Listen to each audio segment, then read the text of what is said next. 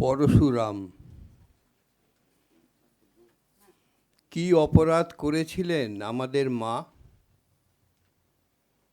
পিতা বলেছিলেন হত্যা করো।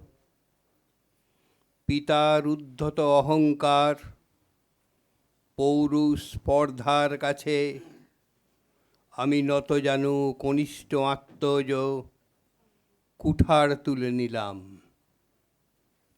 কুঠার, কুঠার এবং কুঠার। আমি পরশুরাম, সত্যবদ্ধ উচ্চারণে পিতৃ অনুগত। আমরা পরশুরাম। মায়ের আর্দ্রকণ্ঠের সপ্রশ্ন অভিমান বোঝেনি পিতা। সমস্ত ক্রোধ যেভাবে বারুদ হয়, পিতা আমার হাতে সেভাবেই তুলে দিলেন কুঠার। হত্যা করলাম মাকে। প্রতিটি হত্যার প্রকল্পই শর্ত সাপেক্ষ। পিতা বর দেবেন, যা চাইব তাই।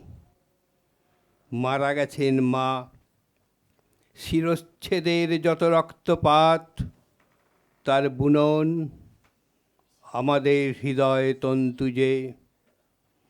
আমার পারুল নামের ভারতবর্ষ, তোমাকে হত্যা করেছি যে প্রত্যাশায়, তার প্রাপ্তি ও আনন্দ মাখছি দুহাত ভরে।